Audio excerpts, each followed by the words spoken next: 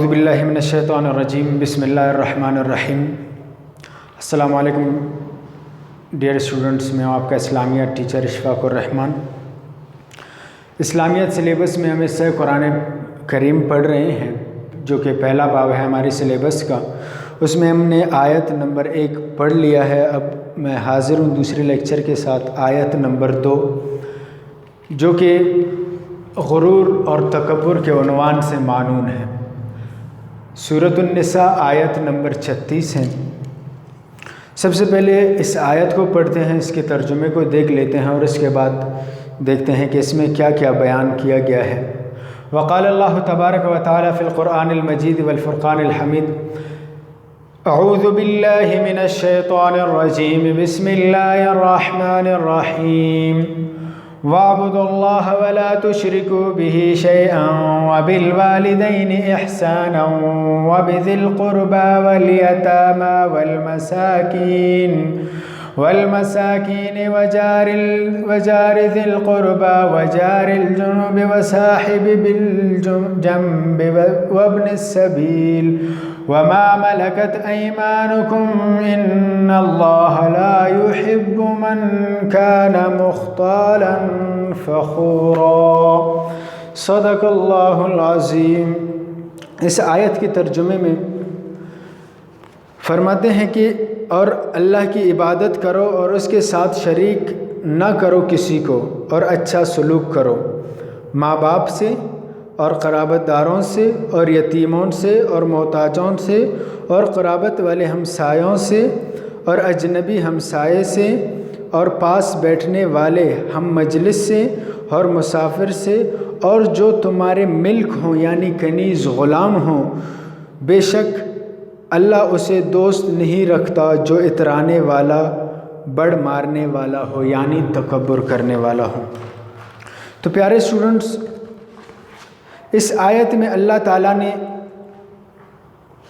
چند چیزوں کی تلقین کی کہ ان لوگوں کے ساتھ اچھے سلوک سے پیش آنا ہے، جن میں سب سے پہلے ہے والدین، وبالوالدین، والدین کے ساتھ، وبذی القربى، قرابت داروں کے ساتھ، اپنوں کے ساتھ، رشتہ داروں کے ساتھ، یتامہ، یتیموں اور مسکینوں کے ساتھ، اور اپنے ہمسایوں کے ساتھ، مسافروں کے ساتھ، اور ان لوگوں کے ساتھ جو آپ کے ماتحت ہیں، جو آپ کے ملازم ہیں، جو آپ کے نوکر ہیں، جو آپ کے غلام، جو پہلے زمانے میں لوگ غلام رکھتے تھے، کنیز رکھتے تھے، ان کے ساتھ اچھا سلوک رکھو۔ اور آخر میں اللہ تعالیٰ نے فرمایا ان اللہ لا يحب من کان مختالا فخورا، یعنی اللہ تعالیٰ ہمیشہ اکڑ مارنے والوں کو، اترانے والوں کو، غرور کرنے والوں کو پسند نہیں فرماتے۔ سب سے پہلے یہ بتاتا چلوں کہ غرور تکبر کے نقصانات کیا ہیں۔ ابلیس، جس کو ہم شیطان کے نام سے جانتے ہیں، وہ اللہ تعالیٰ کے مخلوقات میں سے ایک مخلوق ہیں۔ بعض اقوال میں کہتے ہیں کہ وہ ایک جن ہے، اور یہ بھی فرمایا جاتا ہے کہ زمین کا کوئی ایسا حصہ نہ ہو جہاں پہ ابلیس نے اللہ تعالیٰ کو سجدہ نہ کیا، لیکن اس نے ایک سجدے کا انکار کیا۔ اللہ تعالیٰ نے فرمایا وَإِذْ قُلْنَا لِلْمَلَائِكَةِ اسْجُدُوا لِآدَمَ فَسَجَدُوا إِلَّا إِبْلِيسَ أَبَى وَاسْتَكْبَرَ وَكَانَ مِنَ الْكَافِرِينَ۔ اللہ تعالیٰ نے حکم دیا فرشتوں کو کہ آدم علیہ السلام کو سجدہ کرو، اور سب نے سجدہ کر لیا الا ابلیس، مگر ابلیس نے نہیں کیا اور وہ کافر بن گیا۔ اس نے اللہ تعالیٰ کے حکم کا انکار کیا۔ اللہ نے امر دیا تھا کہ آدم کو سجدہ کرو، اور آدم کو سجدہ کس لیے اللہ تعالیٰ نے کروایا؟ علم کی بنیاد پر۔ اللہ تعالیٰ نے اس کو علم عطا کیا اور اس کی بنیاد پر فرشتوں کو حکم دیا کہ آپ جو میں جانتا ہوں میں نے اس کو سکھایا، وہ تم نہیں جانتے، اس لیے اللہ تعالیٰ نے فرشتوں کو حکم دیا آدم کو سجدہ کرو، اور اس سے ابلیس نے انکار کیا۔ اب ابلیس کے اس سجدے سے انکار کرنے کے وجوہات کیا تھے؟ دیکھو، تکبر ہمیشہ اس فعل کو کہتے ہیں جو انسان کر لیتا ہے ہمیشہ اس چیز پر جو اس کی اپنی نہیں ہے۔ اپنی بنائی نہیں ہے، وہ اپنی محنت اور بلبوتے سے، وہ اپنی تخلیق سے اس کو نہیں اس نے بنایا، مگر اس پر تکبر کرتا ہے، مطلب اس پر وہ اپنا بڑھاوا بیان کر لیتا ہے، اس کو تکبر، اس فعل کو تکبر کہتے ہیں۔ تو ابلیس نے بھی ایسے ہی، ابلیس کو اللہ تعالیٰ نے اس کو آگ سے بنایا، اس نے کہا میرا وجود آگ کا بنا ہوا ہے اور آدم مٹی کا بنا، میں کیسے آدم کو سجدہ کروں؟ وہ اللہ کی مرضی، اللہ نے ابلیس کو آگ سے بنایا اور آدم کو مٹی سے بنایا، لیکن اس نے اپنے وجود پر تکبر کیا، غرور کیا اور سجدے اللہ کے حکم کا انکار کیا، اور تا قیامت وہ ذلالت کی زندگی بسر کر رہا ہے۔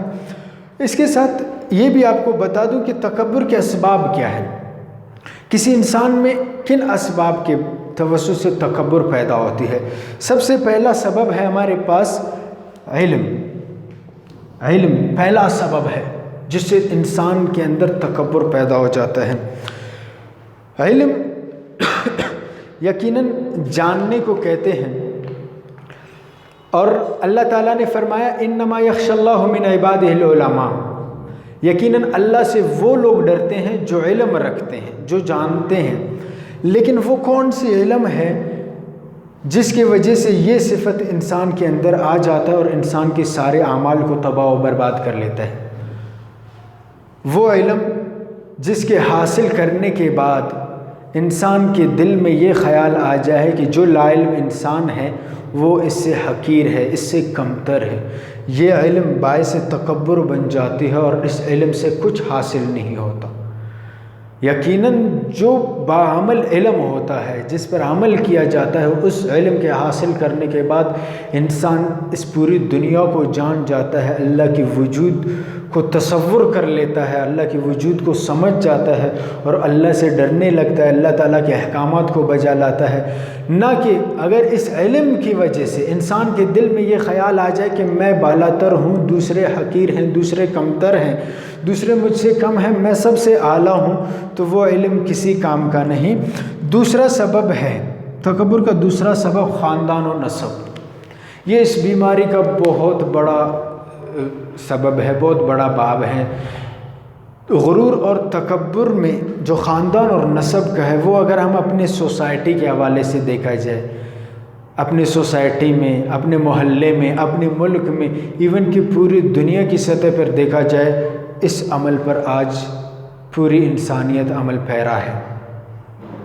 کہیں پہ جا کے دیکھ لو، رنگ و نسل پہ، کہیں جا کے دیکھو لسانیت پہ چل رہا ہے۔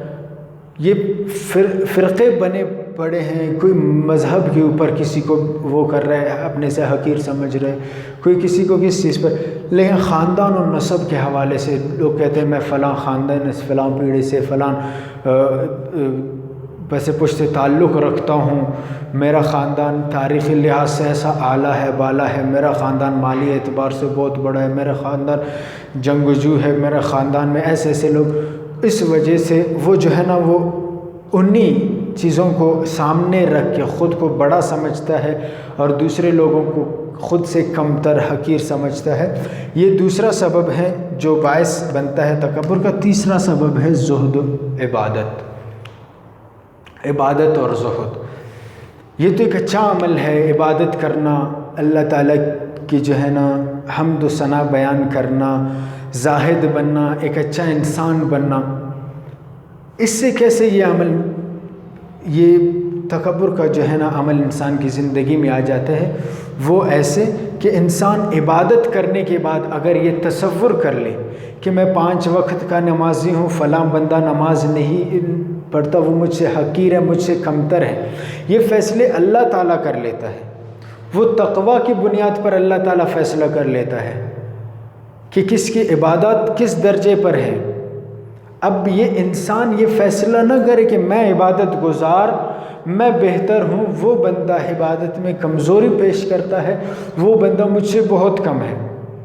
یہ خیال، یہ تصور جب انسان نے اپنے دل میں لایا تو اس کے اندر ایک تکبر پیدا ہو جاتی ہے۔ وہ پھر اپنے آس پاس لوگوں کو خود سے کمتر سمجھتا ہے، حقیر سمجھتا ہے کہ جی میں زاہد عابد انسان ہوں، میں عبادت گزار ہوں، میں اللہ کا نیک بنتا ہوں، ان لوگوں کا تو کچھ نہیں، میرا آخرت بننے والا ہے، ان کا بگڑنے والا ہے۔ ایسی چیزیں سوچ کر انسان جو ہے نا یقیناً وہ تکبر کے اس میں زمرے میں شامل ہو جاتا ہے اور ان چیزوں کے اجر سے محروم رہتا ہے۔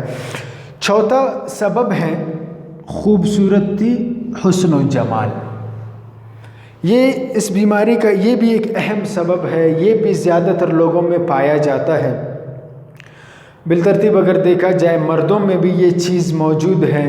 کوئی اپنی قد و قامت پہ فخر کرتا ہے کہ میں بڑے قد کا ہوں، میری بڑی باڈی ہے، میں چوڑے چھاتی کا انسان ہوں، میرے بڑے بال ہیں، میری بڑی آنکھیں ہیں۔ مطلب جو اللہ کا دین ہوتا ہے، جو اللہ کا دیا ہوا ہوتا ہے، اس پر یہ بندہ اکڑ دکھائے، اس پر یہ بندہ اترائے، اس پر یہ بندہ غرور کرے کہ جی میں حسین ہوں، وہ صورت میں کم ہے تو وہ مجھ سے کم تر ہے، اس کا درجہ مجھ سے کم، اس کا مقام، کسی کو حقیر سمجھنا۔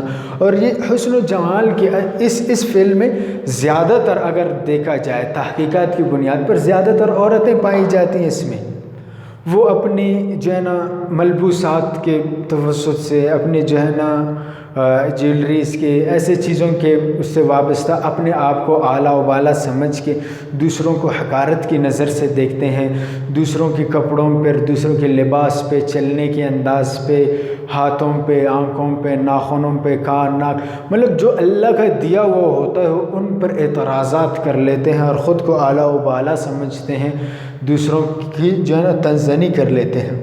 پانچواں سبب ہے مال و زر۔ مال و زر، مال، پیسے، دولت، شہرت، اس کی بنیاد پر بھی بکثرت لوگ، اگر مالدار لوگوں میں دیکھا جائے کہ تو 95% لوگ ایسے مالدار ملیں گے جو اپنی مالداری پر غرور کرتے ہیں، تکبر کرتے ہیں، اور وہ مال و زر میں جو تکبر کر لیتا ہے اس میں یہ ساری کمیاں پائی جاتی ہیں جن کا تذکرہ اس آیت میں ہوا۔ مالدار شخص اپنی والدین، مطلب جو تکبر کرنے والا ہو، جو اس 95% میں شامل شخص ہو، وہ اپنے والدین کی قدر نہیں کرتا، یتیموں مسکینوں کی طرف دھیان نہیں دیتا، اور جو ہے نا اپنے عزیز و اقارب کو بھی جو ہے نا حقارت کی نگاہ سے دیکھ لیتا ہے، مطلب کسی کے ساتھ بھی اچھے حسن سلوک کے ساتھ پیش نہیں آتا۔ کیوں؟ کیونکہ وہ یہ سوچتا ہے میرے پاس دن دولت زر زمین ہے، میں سب سے اعلیٰ و بالا ہوں، جتنے بھی لوگ ہیں وہ حقیر ہیں، وہ مجھ سے کمتر ہیں، میں سب سے بالا ہوں۔ تو ایسی چیزیں، ایسے صفات، ایسی چیزیں انسان کو یقیناً محروم کر لیتے ہیں اور اللہ تعالیٰ کے اس وعید کی زد میں وہ انسان آ جاتا ہے اور وہ انسان اپنی دنیا اور آخرت دونوں برباد کر لیتا ہے۔ تو آئیے اس جو ہے نا سبق کو یہیں پہ پائے تکمیل پر پہنچا دیتے ہیں۔ صرف ایک وعید سناتا ہوں جو نبی کریم صلی اللہ علیہ وسلم کی حدیث سے نقل کیا گیا ہے، آپ کی کتاب میں بھی موجود ہے۔ لا يدخل الجنت من كان في قلبه مثقال ذرة من کبر، وہ شخص جنت میں نہیں جائے گا جس کے دل میں ایک ذرہ برابر غرور ہو، ایک ذرہ برابر غرور ہو۔ حضرت عبداللہ ابن مسعود رضی اللہ تعالیٰ عنہ فرماتے، نبی علیہ السلام نے فرمایا کہ وہ جس کے دل میں ایک ذرہ برابر بھی جو ہے نا تکبر ہوگا وہ شخص جنت میں نہیں جائے گا۔ تو کسی نے پوچھا یا رسول اللہ صلی اللہ علیہ وسلم اگر کسی کا لباس اچھا ہو تو اللہ کے نبی نے فرمایا اللہ جمال و کمال کو پسند فرماتے ہیں، لباس اچھی ہو اللہ تعالیٰ اس کو پسند فرماتے ہیں۔ اگر اس کے تن پہ جو لباس ہے اور وہ اس لباس کی وجہ سے یہ تصور کر لے کہ میں اس لباس کی وجہ سے اعلیٰ ہوں اور جن کے پاس یہ لباس نہیں وہ حقیر ہیں، ایسے لوگ ناکام ہوں گے، جہنم میں جائیں گے۔ انہی باتوں پر اللہ تعالیٰ ہمیں عمل کرنے کی توفیق عطا فرمائے۔ آپ لوگوں کا اسائنمنٹ یہ ہے کلاس 10 کہ آپ نے تکبر کی مذمت اور نقصانات پر 8 سے 10 جملوں پر مشتمل ایک پیراگراف لکھنا ہے۔ 8 سے 10 جملے آپ نے لکھنے ہیں اور اس کا پکچر ہمیں فیڈ بیک میں سینڈ کر دینا ہے۔ اور اس لیکچر کے حوالے سے اگر کوئی بھی مسئلہ آپ کو درپیش ہے، کوئی بھی مسئلہ آپ کو درپیش ہو تو آپ ہمیں فیڈ بیک میں پوچھ سکتے ہیں۔ ملتے ہیں اگلے لیکچر میں اگلی آیت کے ساتھ ایک نئے موضوع کے ساتھ، تب تک کے لیے اجازت چاہتا ہوں۔ اللہ ہم سب کا حامی و ناصر ہو، اللہ ہم سب کو اپنے حفظ و امان میں رکھے۔ والسلام۔